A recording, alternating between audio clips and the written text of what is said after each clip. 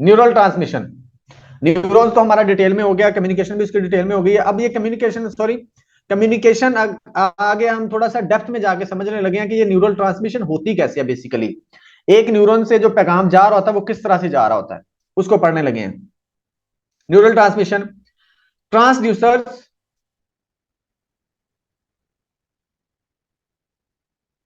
हाँ जी होते हैं। अच्छा, transducers are receptor cells in the major organs of our five sensory systems. ये हमारे फाइव सेंसरी सिस्टम का हिस्सा होते हैं। ठीक है, विजन, जो हमारी पांच सेंसेस हैं, देखना, सुनना, स्मेल करना, टच करना, टेस्ट करना वगैरह। Convert the physical energy that they detect or sense and send it to the brain via the neural impulse. अच्छा, अब ये जो ट्रांसड्यूसर्स होते हैं ना, या रिसेप्टर सेल्स होते हैं, ये क्या करते हैं, हमारा जो यहाँ पर जैसे लिखा लिखा हुआ कि फिजिकल जो एनर्जी होती है ना, यानी कि बाहर से आपको एक स्टिमुलस मिला, वो उसको फिजिकल एनर्जी इसने बोला है।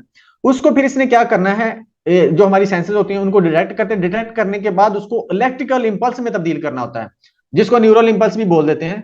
वो इलेक्ट्रिकल सिग्नल्स की फॉर्म में होता है। न्यूरल इंपल्स में चेंज करना है, तब्दील करना है, ताकि वो न्यूरॉन में से जाके ट्रेवल कर सके। ठीक है, बाहर से स्टिमुलस मिला, इलेक्ट्रिकल इंपल्स में तब्दील हुआ, जिसको न्यूरल इंपल्स भी बोलते हैं, न्यूरॉन में से वो जाएगा, फिर इसी तरह से आगे जब एक न्यूरॉन से दूसरे न्यूरॉन में जाएगा केमिकल में तब्दील हो जाएगा, और इसी तरह से ये चलती रहेगी। ठीक है, ये इस तरह से प्रोसेस होता है। अच्छा जी, अब आ जाते हैं, we will divide this process in three parts. ये जो न्यूरल ट्रांसमिशन होती है ना, इसको तीन पार्ट्स में डिवाइड करेंगे हम। Part one, the axon and neural impulse. The axon and neural impulse, the neural impulse follows the following steps. अब ये किस तरह से हो रही होती है, new axon and neural impulse, यानी कि एक्सॉन के अंदर जो न्यूरल इंपल्स कैसे जारी होती है, तीन ये स्टेप्स हैं, फॉलो करते हैं इनको, देखते हैं क्या करते हैं। Neurons waiting to fire are said to be in resting potential और पोलराइज्ड और having negative charge inside the neuron and a positive charge outside. जब कोई भी पैगाम नहीं जा रहा होता, जब आपके न्यूरॉन्स में से जब आप बेसिकली कोई भी स्टिमुलस नहीं ले रहे होते इन्वायरमेंट से, तो उस वक्त जो आपका न्यूरॉन होगा ना, या आप कह सकते हैं कि जो मेम्ब्रेन होगी वो रेस्ट की हालत में होती है। मैं आपको दिखा देता हूं। अब ये है आपके पास जो सेल मेम्ब्रेन है, ये रेस्ट की हालत में उस वक्त जब आप कोई भी पैगाम को प्रोसेस नहीं कर रहे। ठीक है, आपका ब्रेन कोई भी पैगाम जो है उसको प्रोसेस नहीं कर रहा, उस वक्त रेस्ट की हालत में होता है। उसको बोलते हैं हम पोलराइज्ड। ठीक है, पोलराइज का मतलब कि आप इसको, मैं इसको समझाने के लिए इस तरह बोल देता हूं कि वो बैलेंस फॉर्म में है। ठीक है, पोलराइज का मतलब कि आधी चीजें एक साइड पे, दूसरी आधी चीजें एक साइड पे। ठीक है, तो कोई भी यानी कि पैगाम वहां पर नहीं चल रहा। अब ये इस तरह से होता है जब पोलराइज्ड होती है ना मेम्ब्रेन, कि कोई भी पैगाम नहीं चल रहा, वो साइलेंट है, तो उस वक्त क्या होता है, उसके जो मेम्ब्रेन की इंटरनल साइड होती है ना, वहां पर होता है नेगेटिव चार्ज, और जो आउटर साइड होती है वहां पर होता है पॉजिटिव चार्ज। ठीक है, यहां पर लिखा भी हुआ है। और यहां पर जो है, यहां पर गेट्स बने होते हैं, ये मेम्ब्रेन के अंदर, यहां पर ये नजर आ रहे होंगे आपको, ये रास्ते बने होते हैं। जब मेम्ब्रेन जो होती है ना साइलेंट होती है या पोलराइज्ड होती है, कोई भी हरकत उसमें नहीं हो रही, कोई भी मैसेज जो है आगे ट्रांसफर नहीं हो रहा, तो ये जो गेट होते हैं बंद होते हैं। ठीक है, अच्छा, इसके अंदर जो होता है पोटाशियम होता है, बाहर सोडियम होता है। ठीक है, अंदर नेगेटिव चार्ज, बाहर पॉजिटिव चार्ज होता है, यानी कि अंदर पोटाशियम ज्यादा तादाद में होता है और बाहर सोडियम ज्यादा तादाद में होता है, सोडियम आयन ज्यादा तादाद में होते हैं। ठीक है, ये चीजें होती हैं यहाँ पर। अब यहां तक इसको समझ लें कि ये इसका जो सेटिंग होती है बेसिकली। अच्छा, if adequately stimulated the neuron experiences an action potential. जब कोई पैगाम मिलता है ना, यानी कि स्टिमुलस मिलेगा तो कम्युनिकेशन होना शुरू हो जाएगी, तो वो फिर क्या होता है, उस वक्त एक्शन पोटेंशियल होता है। वो कहते हैं न्यूरॉन क्या करता है, एक्सपीरियंस करता है action potential and becomes depolarize, और डीपोलराइज हो जाता है। यानी कि वो बैलेंस फॉर्म थी, पोलराइज फॉर्म थी, उस वक्त साइलेंट थी आपकी मेम्ब्रेन या रुकी हुई थी, तो वो फिर पोलराइज से डीपोलराइज हो जाएगी, यानी कि वो जो उसका बैलेंस बना हुआ था वो डिसबैलेंस हो गया। डीपोलराइज यानी कि हरकत में आ गई ना अब मेम्ब्रेन आपकी। कैसे हुई है, चलिए इसको मैं आपको बाद में समझाता हूँ।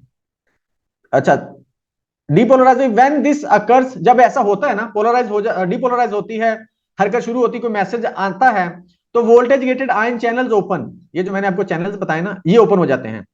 अब ये इनमें ना कम्युनिकेशन शुरू हो जाती है, सोडियम बाहर से अंदर आना शुरू हो जाते हैं, पोटाशियम बाहर अंदर से बाहर जाना शुरू हो जाते हैं। ठीक है, गेट ओपन हो गए ना।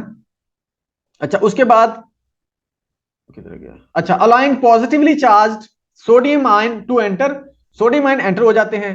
This shift the polarity to positive on the inside and negative outside. अच्छा अब सोडियम आयन जब चूंकि बाहर होते हैं पॉजिटिव चार्ज होता है तो वो अंदर चले जाते हैं, तो फिर क्या होता है, अंदर पॉजिटिव चार्ज हो जाता है और बाहर हो जाता है नेगेटिव चार्ज।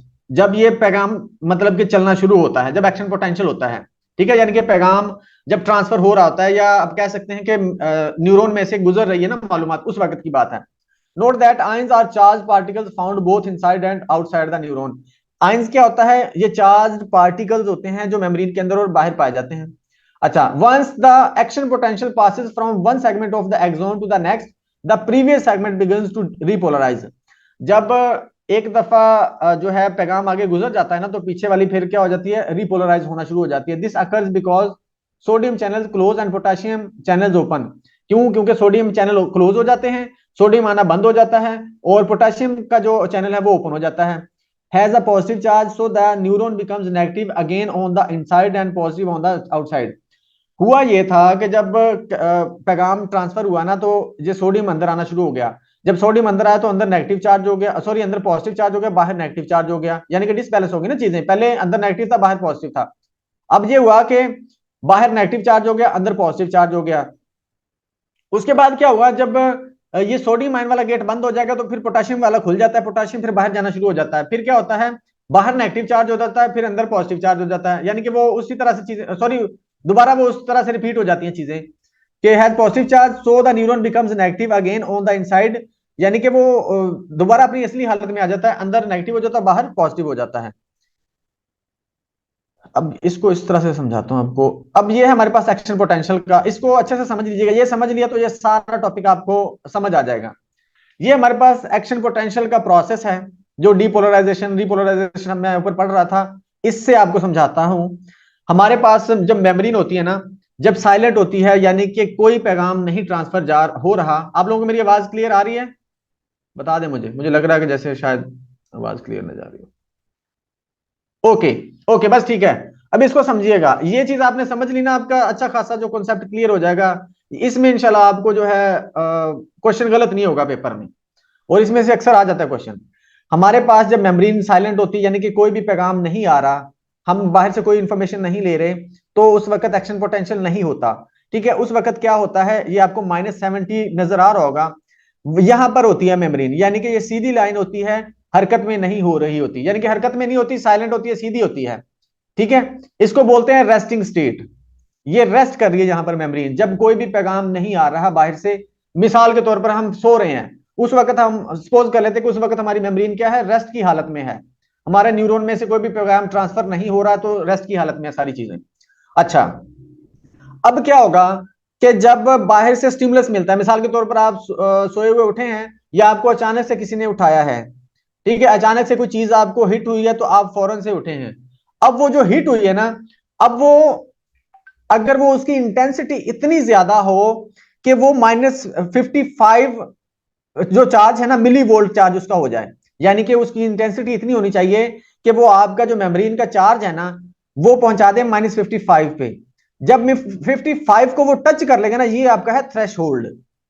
जब वो पैगाम इतना, समटाइम ऐसा होता है ना कि अगर आप एक सोए हुए बंदे को उसके ऊपर आप कहते हैं, सिंपल सी बात, हम किस तरह से ले लें, चले इस तरह से कर लेते हैं कि जो सोया हुआ बंदा है ना, उसके ऊपर आपने ना एक बाल गिराया है, इंसानी बाल वो गिराया है, तो उसको फर्क ही नहीं पड़ेगा, उसको फील तक नहीं होगा। इसका क्या मतलब हुआ कि उसका जो थ्रेश होल्ड है ना फील करने का, वो है -55 वोल्ट। तो वो जो बाल था ना, उसने वो चार्ज इतना बढ़ा के इतना किया ही नहीं उसने, यानी कि वो चार्ज उसको करना चाहिए था -55, अगर वो फील कराना चाहता है। ठीक है, तो बाल का वजन इतना होता ही नहीं, इसलिए वो -55 पे जाता नहीं, इसलिए वो फिर क्या होता है, वो उसको फील ही नहीं होता, मेम्ब्रेन स्टिल रेस्टिंग हालत में रहती है। अब क्या होता है, बाहर से आपको जोर से पकड़ के किसी ने हिलाया सोते हुए, तो फिर क्या हुआ, वो इतनी उसकी जो है आप कह सकते हैं इंटेंसिटी इतनी ज्यादा थी कि वो जो मेम्ब्रेन का जो वोल्टेज है ना, वो हो गया -55। ये था हमारा थ्रेश होल्ड। जब इस थ्रेश होल्ड को टच करेगा ना, तो ये एक्शन पोटेंशियल का प्रोसेस शुरू हो जाएगा। उस वक्त मेम्ब्रेन ऊपर जाएगी और फिर नीचे आएगी, यानी कि ये बेसिकली जो एक्शन पोटेंशियल है ना, ये पैगाम को ट्रांसफर करने का प्रोसेस है। पैगाम को ट्रांसफर उसी वक्त करेगा हमारा न्यूरॉन आगे, जब ये हमारा वो पैगाम की इंटेंसिटी इतनी ज्यादा होगी कि वो इस थ्रेशोल्ड को टच कर ले, जब जैसे ही इस थ्रेशोल्ड को टच किया तो वो ये मेम्ब्रेन आगे मूव करेगी, उस पैगाम को आगे पहुंचा देगी। एक और मिसाल, एक दफा फिर से मिसाल देता हूं मैं आपके आपके ना अपने हाथ पे ना आप ऐसा करें कि आप एक जो मक्खी है ना, आम मक्खी, उसका एक बाल, सॉरी पंखा, सॉरी क्या पर लें, उसको अपने हाथ पे गिराएं। उसकी इंटेंसिटी इतनी कम होगी कि वो आपके थ्रेशोल्ड को टच ही नहीं कर पाएगी, आपको फील तक नहीं होगा। इसी तरह बाल है, बाल लेके आप गिराएंगे तो आपको पता नहीं चलेगा कि कोई चीज हाथ पे गिरी है कि नहीं गिरी। इट मीन्स कि वो आपके थ्रेशोल्ड को उसने टच ही नहीं किया, इसलिए वो मेम्ब्रेन है मूव ही नहीं करेगी, यानी कि एक्शन पोटेंशियल का प्रोसेस होगा ही नहीं।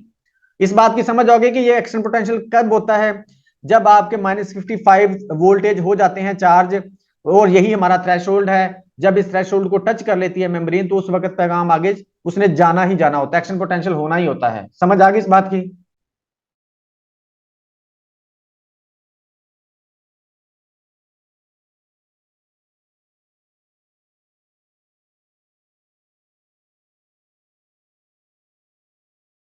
ठीक है। अब ये थोड़ा सा, चूंकि समझाने वाली चीज है इसलिए इस पर टाइम लग रहा है, बस एक दफा इसको, ये पैगाम वाली बात समझ आ गई आपको, थ्रेशोल्ड वाली समझ आ गई। अच्छा, अगर आपसे यहाँ पर दो क्वेश्चन इनको क्लियर कर लेते हैं। आपसे पूछा जाए कि रेस्टिंग स्टेट में मेम्ब्रेन का जो चार्ज कितना होता है, तो -70 होता है, -70 मिली वोल्ट होता है, ठीक है। अगर आपसे पूछे कि मेम्ब्रेन का थ्रेशोल्ड कितना होता है, यानी कि कब पैगाम का आगाज होना होता है, पैगाम ने कब आगे ट्रांसफर होना होता है, वो होता है -55। ये थ्रेशोल्ड भी होता है और चार्ज -55 होता है, ठीक है। अच्छा, अब डीपोलराइजेशन, अच्छा इस यहां पर जो रेस्टिंग हालत थी ना, ये थी पोलराइजेशन, यानी कि यहां पर साइलेंट थी मेम्ब्रेन, कोई काम नहीं हो रहा था, कोई पैगाम नहीं आगे जा रहा था। अब यहां से वो पोलराइजेशन वाली पोजीशन हो जाएगी चेंज और डीपोलराइज हो जाएगा। डीपोलराइज का मतलब है कि वो पैगाम, जब आगे पैगाम आएगा ट्रांसफर होगा तो ये जो लहर है ना, ये जो ग्राफ है ये ऊपर जाएगा। इस ग्राफ के ऊपर जाने को बोलते हैं डीपोलराइजेशन। ठीक है, अब ये पैगाम को आगे ट्रांसफर करने का प्रोसेस हो रहा है। अच्छा, प्रोसेस होता है तीन चार स्टेप्स में। एक तो हुआ डीपोलराइजेशन, यानी कि ये ग्राफ ने ऊपर जाना है। उसके बाद होगा रीपोलराइजेशन, ग्राफ ने नीचे आना है। इसको मैं समझाता होता हूं इस तरह से कि जब आपको गुस्सा आता है ना, तो गुस्से का लेवल आपका ग्राफ ऊपर जाता है एक दफा, फिर थोड़ी की देर के बाद आपका ग्राफ वो नीचे आता है। वो गुस्से का ज्यादा होना, वो गुस्से का ग्राफ ज्यादा होना, वो डीपोलराइजेशन है। ठीक है, और उस गुस्से का ठंडा होना वो आपका रिपोलराइजेशन है। ठीक है, इस तरह से मैं समझाता हूं। अच्छा, जब रिपोलराइजेशन होती है ना, यानी कि एक दफा जब उसका हाईएस्ट पॉइंट टच हो गया, जाहिर सी बात उसने वापस नॉर्मल हालत में भी तो आना है ना। अब जब एक दफा पैगाम आगे ट्रांसफर हो गया तो वो जो मेम्ब्रेन है ना उस न्यूरॉन की, उसने नॉर्मल भी होना है। उस नॉर्मल होने का जो प्रोसेस है उसको रिपोलराइजेशन बोलेंगे। अच्छा, जब ये रिपोलराइजेशन होगी ना, तो रेस्टिंग हालत की जो लाइन ये थी -70 वोल्ट, ठीक है। लेकिन होता क्या है, इस -70 वोल्ट से नीचे चली जाती है वो लाइन। वो जो ग्राफ है -70 वोल्ट से नीचे चला जाता है, यानी कि रेस्टिंग स्टेट से भी नीचे चला जाता है। इस पीरियड को बोलते हैं रेफ्रैक्टरी पीरियड। इस पीरियड को बोलते हैं रेफ्रैक्टरी पीरियड, याद रखिएगा। अच्छा, अब ये जो नीचे आना है ना इसका, ये एक तो हो गया डिपोलराइजेशन, उसका ऊपर जाना, बाद में फिर उसका ऊपर से वापस आना रिपोलराइजेशन है। अगर वो रेस्टिंग हालत से भी नीचे चला जाए तो इसको बोलेंगे हाइपर पोलराइजेशन। ये तीन टर्म्स है, इनको समझ लेना है आपने। डिपोलराइजेशन ऊपर जाना, रिपोलराइजेशन उसका नीचे आना, और सब रेस्टिंग स्टेट से भी नीचे चले जाना, यानी कि नॉर्मल लाइन से भी नीचे चले जाना, उसको बोलते हैं हाइपर पोलराइजेशन। हाइपर पोलराइजेशन के दरमियान में जो ये पीरियड होता है ना हाइपर पोलराइजेशन वाला, इसको बोलते हैं रिफ्रैक्टरी पीरियड।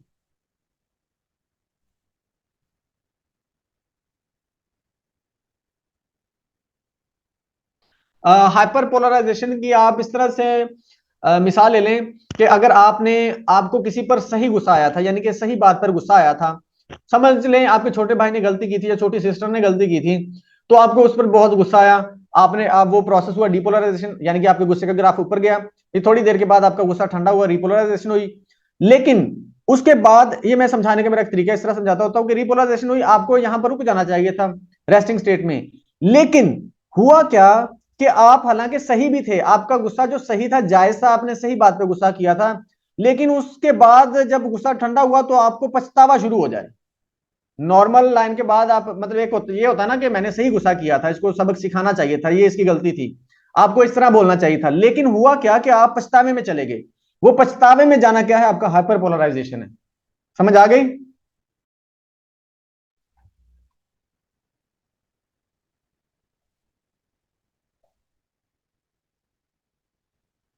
जी, पछतावा। मैं इसको समझाने का तरीका मेरा ये कि पछतावा, हाइपर पोलराइजेशन को समझने का। ठीक है, यानी कि पोलराइजेशन बैलेंस होना चाहिए था लेकिन वो ज्यादा हो गया, हाइपर हो गया। ठीक है, तो ये इसको समझाने। अच्छा, रिफ्रैक्टरी पीरियड, इसको समझ लेते हैं। ये समझ आ गई आपको कि जो हमारा रेस्टिंग स्टेट होती है वो -70 है, हमारा थ्रेशोल्ड -55 है, वो पैगाम का स्टार्ट होना। अच्छा, एक और चीज है इसके अंदर, all or none process. All or none process, इसका क्या मतलब है कि जब आपका जो चार्ज है ना, वो उसने जब थ्रेशोल्ड को टच कर लिया ना, तो ये प्रोसेस लाजमी तौर पर होगा, ये पैगाम लाजमी तौर पर आगे जाएगा, ये ग्राफ लाजमी तौर पर ऊपर जाएगा। या तो नहीं जाएगा, या अगर एक दफा स्टार्ट हो गया तो ये होके रहेगा पूरा प्रोसेस। अगर तो स्टार्ट नहीं होगा तो नहीं होगा, लेकिन एक दफा अगर स्टार्ट हो गया ना तो ये पूरा प्रोसेस होगा। इसलिए इसको ऑल और नन प्रोसेस भी बोलते हैं। मैं बताता हूं रेफ्रेक्टिव पीरियड क्या होता है। अच्छा, अब ये जो प्रोसेस रेफ्रेक्टिव पीरियड यहीं पर लिखा है मैंने, मैं अभी बताता हूं आपको। हाँ, कहां पर छोड़ा था मैंने। हाँ, once the action potential passes from one segment of axon to the next, the previous segment began to repolarize. अब वो क्या होता है, जो उसको मतलब कि एक दफा जब वापस आ गया ना, उसने बोला कि एक दफा जब पैगाम आपका इस तरह से अगले न्यूरॉन की तरफ चला गया तो जो पीछे वाला जो है ना आपका पार्ट सेगमेंट, वो रिपोलराइजेशन होना शुरू हो जाती है। ठीक है, जो हमने यहां पर डिस्कस कर लिया है। अच्छा, उसके बाद क्या होगा, this occurs because the sodium channel close and potassium channel open. अब ये रिपोलराइजेशन क्यों हो रही है, एक तो ये था कि हाइपर पोलराइजेशन क्यों हुई है। ठीक है, हाइपर पोलराइज सॉरी डीपोलराइजेशन क्यों हुई है। डीपोलराइजेशन, अब यहां पर समझिएगा चार पांच चीजें हैं। डीपोलराइजेशन एक तो यह कि पैगाम का आगे जाना, थ्रेशोल्ड को टच किया। दूसरा यह कि डीपोलराइजेशन क्यों हुआ, सोडियम आयन का ना इंटर हो जाना, इंटरनल पार्ट में चले जाना, इंटरनल मेम्ब्रेन में चले जाना सोडियम आयन का, इसलिए डीपोलराइजेशन हुई है। अब रिपोलराइजेशन क्यों हो रही है, यानी कि बैलेंस दोबारा आना, वो वापस आ रहा है, जो गुस्से का ग्राफ है वो नीचे आ रहा है। वो क्यों आ रहा है, क्यों, क्योंकि जो ये जो पोटाशियम के चैनल थे ना, ये ओपन हो गए। अब वो जो पोटाशियम अंदर ज्यादा हो गया था ना, सोडियम भी अंदर आ गया, पोटाशियम पहले से ज्यादा था, तो पोटाशियम बाहर निकलेगा उसको बैलेंस करने के लिए। तो आपको ये भी पूछा जा सकता है कि कौन से आयन की वजह से रिपोलराइजेशन होती है, तो आप बोलेंगे पोटाशियम की वजह से, पोटाशियम के बाहर निकलने की वजह से। ठीक है, यहां पर दो तीन चीजें हैं। और डीपोलराइजेशन किस लिए होती है, किस आयन की वजह से होती है, सोडियम आयन के अंदर एंटर हो जाने की वजह से, इंटरनल मेम्ब्रेन में चले जाने की वजह से। ठीक है, और एक और तरह से इसको कह सकते हैं कि चूंकि बाहर था पॉजिटिव चार्ज, तो ये डीपोलराइजेशन क्यों हुई है, क्यों, क्योंकि बाहर नेगेटिव चार्ज हो गया, सोडियम अंदर गया तो बाहर नेगेटिव चार्ज हो गया। इस तरह से भी क्वेश्चन किया जा सकता है। ठीक है, और अंदर नेगेटिव चार्ज था, अंदर पॉजिटिव चार्ज हो गया सोडियम के अंदर जाने की वजह से, इस वजह से डीपोलराइजेशन हुई है। रिपोलराइजेशन हुई किस तरह से, पोटेशियम आयन बाहर चला गया और फिर से अंदर नेगेटिव चार्ज और बाहर पॉजिटिव चार्ज हो गया। तो ये मतलब छोटे छोटे नुक्ते हैं, इनको आपने खुद से क्वेश्चन बनाना होता है। अच्छा, उसके बाद स्टेप 4 है हमारे पास, after the neuron fires it will not fire again no matter how. अब रिफ्रैक्टिव पीरियड समझाने वाला हूं। After the neuron fires it will not fire again no matter how much stimulus it receives. अब ये होता है कि जब मैं आपको एक एग्जांपल से समझाता हूं। जब आप एक काम कर रहे होते हैं, जब आप एक काम कर रहे हैं, तो क्या उस वक्त आप दूसरा काम कर पाते हैं। मिसाल के तौर पर आपके हाथ दोनों बिजी हैं, अगर आपको कोई और काम बोल दे जो हाथों से ही होना, तो क्या आप कर पाओगे, बताएं मुझे जरा कमेंट में।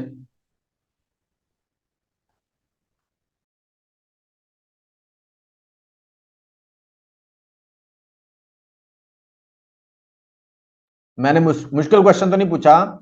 जब आप हाथ से कोई काम कर रहे हैं, बिजी हैं, फर्ज करें किचन के अंदर बिजी हैं, तो आपको बाहर से कोई आपका अपना भाई या बहन या मदर बोल दे कि ये मेरा काम कर दो, जो वो काम भी हाथ से होना हो, तो आप नहीं कर पाते। ठीक है, यही वाली चीज है रिफ्रैक्टिव पीरियड। इस एग्जांपल को ध्यान में रखना है आपने। After the neurons fires it will not fire again no matter how much stimulus it receives. जब एक दफा वो पैगाम चलना शुरू हो गया ना, ये एक्शन पोटेंशियल का प्रोसेस शुरू हो गया ना, उसके बाद ये नहीं होगा कि इस पैगाम के दौरान ही दूसरा शुरू हो जाए। दूसरा पैगाम उस वक्त तक नहीं चलाएगा ये न्यूरॉन जब तक ये प्रोसेस कंप्लीट नहीं हो जाएगा। समझ आई इस बात की। जैसे मैंने आपको बताया कि एक काम जब आपने कंप्लीट ही नहीं किया, दूसरा नहीं कर पाएंगे। यही सेम एग्जांपल इस पे लें कि जब एक पैगाम आगे वो ट्रांसफर कर रहा है ना न्यूरॉन, मेमोरी आगे ट्रांसफर कर रही है, तो उस वक्त चाहे जितना मर्जी पीछे से और स्टिमुलस मिल रहा हो, वो तब तक उस स्टिमुलस को नहीं लेगा जब तक वो पैगाम पहले वाला आगे ट्रांसफर नहीं हो जाएगा।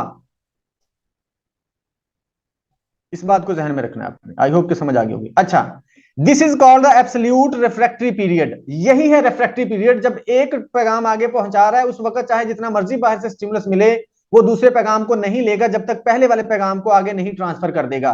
This is called refractory period. Understand?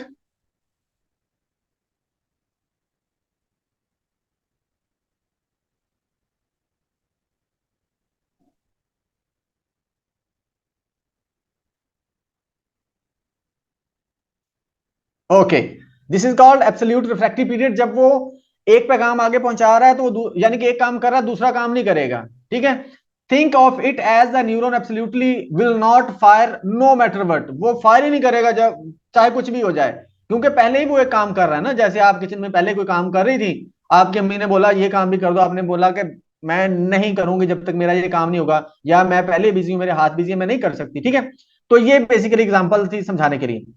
Step 5. After a short time, the neuron can fire again but needs greater than normal levels of stimulation to do so.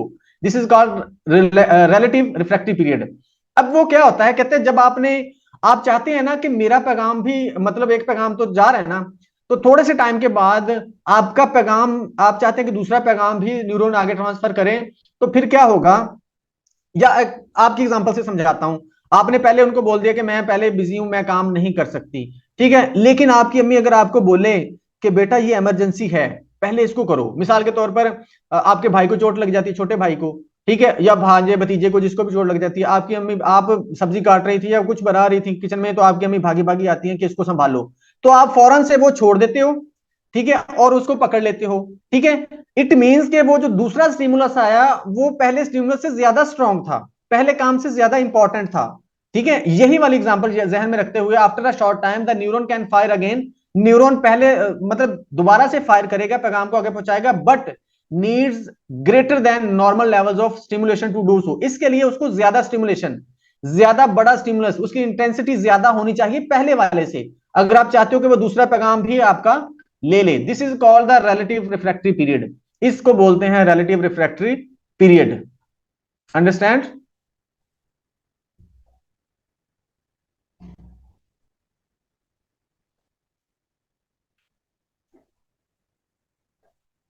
Please note that this process is cyclical. ये cyclical process है।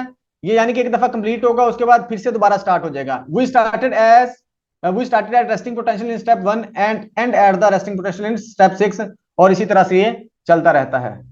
ये क्या बोला है, क्या इसको कह सकते हैं कि रिफ्रैक्टिव पीरियड टाइम पे एक्टिव होता है और अलाउ करता है?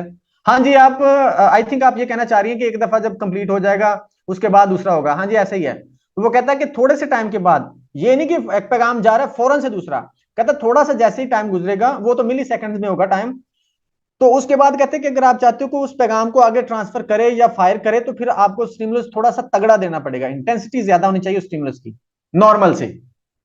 उस उसको बोलेंगे रिलेटिव रिफ्रैक्टिव पीरियड। जब वो फायर नहीं करेगा उसको बोलेंगे absolute refractive period. Okay, good, हो गया। ये चीज क्लियर है यहां तक आपकी? ये जो पहला हमने पार्ट 1 किया है।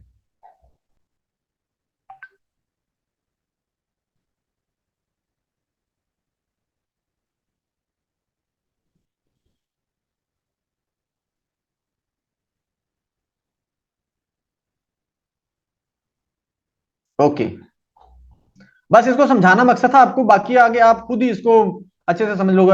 असल बात है कि कॉन्सेप्ट समझ आया कि नहीं। तो यहां पर आपके 8-10 क्वेश्चन बनते हैं इस प्रोसेस के अंदर। आपको पूछा जाएगा डीपोलराइजेशन क्यों होती है, तो आप बोलोगे डीपोलराइजेशन पॉजिटिव आयन उसके अंदर चले जाते हैं मेम्ब्रेन के इंटरनल पार्ट में। ठीक है, और चार्ज भी बाहर चेंज हो जाता है। 2 क्वेश्चन बन गए। उसके बाद आपको पूछा जा सकता है कि वो डिपोलराइजेशन का मतलब क्या होता है, वो आप बताओगे कि वो उस तरह पैगाम का मतलब कि स्टार्ट होना और ग्राफ का ऊपर जाना, मतलब इस तरह 3-4 क्वेश्चन इसके। और फिर अंदर जो है पहले नेगेटिव था पॉजिटिव चार्ज हो गया, बाहर पॉजिटिव था नेगेटिव चार्ज हो गया, और फिर उसके बाद रिपोलराइजेशन पोटेशियम के बाहर आने की वजह से, और अंदर नेगेटिव चार्ज हो जाता है बाहर पॉजिटिव हो जाता है। ये बहुत सारी चीजें यहाँ पर जिनको आपने पिक करना है।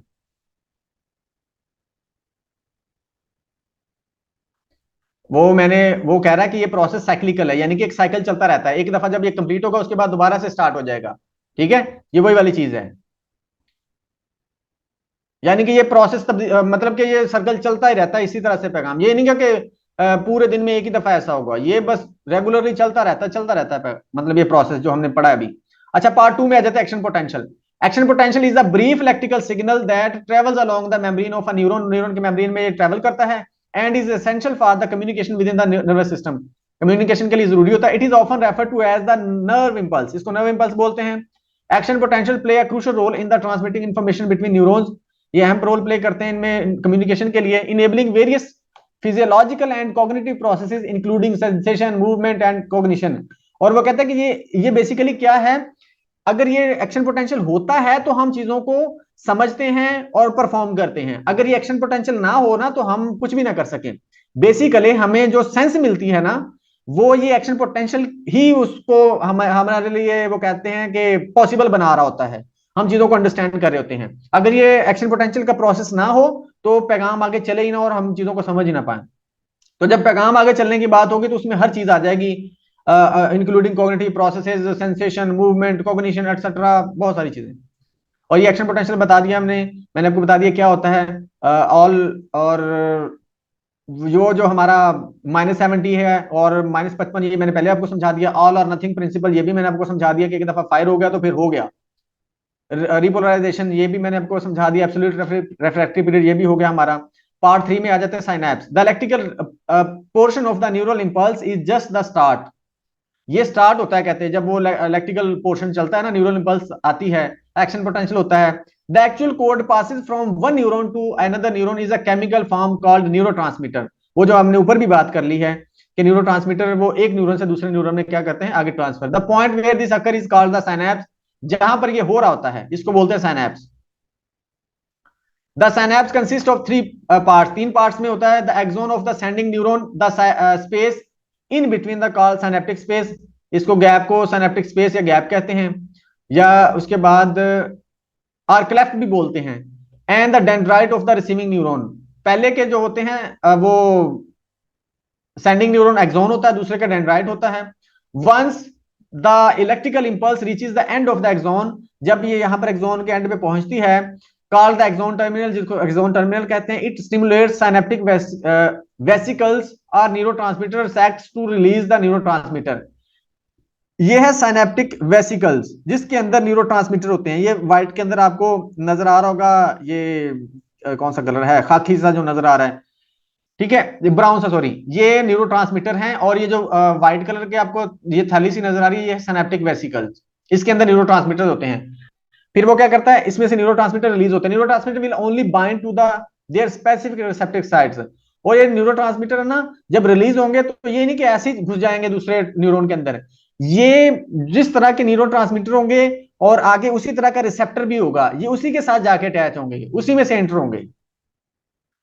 much like receptor sites, much like a key will only fit into the lock it was, जैसे ताले की चाबी होती है। You might say neurotransmitters are part of a lock and key system. What happens to the neurotransmitter that do not bind to the receptor site? वो कहते हैं neurotransmitter जो मतलब के साइट नहीं हो पाते, उसके साथ अटैच नहीं हो पाते या एंटर नहीं हो पाते, उनका क्या बनता है, यानी कि जो एक्स्ट्रा बच जाते हैं neurotransmitter, they might go through reuptake. ये अभी बात कर रही थी कोई कमेंट चैट बॉक्स में, ये वही वाली बात है कि जो न्यूरोट्रांसमीटर एक्स्ट्रा हो जाते हैं फिर क्या होता है, they might go through reuptake, वो वापस चले जाते हैं या तो, यानी कि रीअपटेक वापस चले जाना, which is the process of pre synaptic neuron taking up excess neurotransmitters, यानी कि उनको ले लेना in the synaptic space for future use. Or या तो मतलब फ्यूचर यूज के लिए इसको दोबारा अपने पास रख लेते हैं, या फिर क्या होता है इन इंजाइमेटिक डिग्रेडेशन, व्हेन एंजाइम्स फिर क्या करते हैं, एंजाइम्स उसको डिस्ट्रॉय कर देते हैं। एक्सेस न्यूरोट्रांसमीटर यानी कि जो ज्यादा हो जाते हैं या तो उसको डिस्ट्रॉय कर देते हैं या फिर उसको फ्यूचर यूज के लिए रख लिया जाता है। This is called synaptic transmission. यहां तक कोई क्वेश्चन है तो पूछ लें।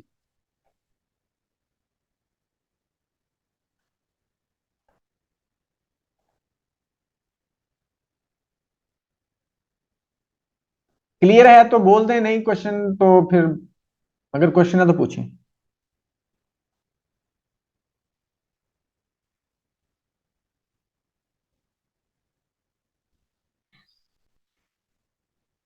ओके,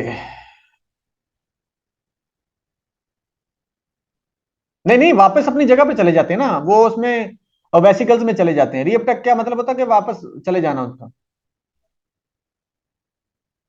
न्यूरॉन में नहीं, वो अपनी जगह पे जाएंगे। वैसे आप जनरली तौर पर तो न्यूरॉन की बात ही कर सकती हैं। अब न्यूरॉन तो अगला भी होगा ना, जैसे यहाँ पर है ना।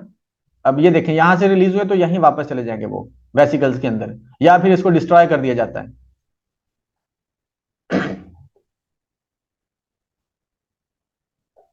अब आ जाते हैं न्यूरो। अच्छा, एक और चीज मैंने आपको बता दी, वो स्टार्ट में भी बता दी, एक दफा रिपीट कर रहा हूँ फिर से, कि पैगाम आता है आपके पास इलेक्ट्रिकल इंपल्स की फॉर्म में, इलेक्ट्रिकल सिग्नल्स की फॉर्म में आता है जब न्यूरॉन के अंदर में से गुजर रहा होता है। लेकिन जब एक न्यूरॉन से दूसरे में जाना होता है तो वहां पर वो फिर केमिकल इंपल्स में तब्दील होता है। और ये केमिकल्स कौन से होते हैं? न्यूरो होते हैं। फिर जैसे ही न्यूरो रिलीज होकर दूसरे न्यूरॉन में जाते हैं तो वहां पर जैसे ही पहुंच जाते हैं, रिसीव हो जाते हैं, तो फिर वो वाला वहां पर पैगाम जो केमिकल में था वो फिर इलेक्ट्रिकल में तब्दील होगा और न्यूरॉन में से गुजरेगा, और फिर इसी तरह से आगे चलता जाएगा।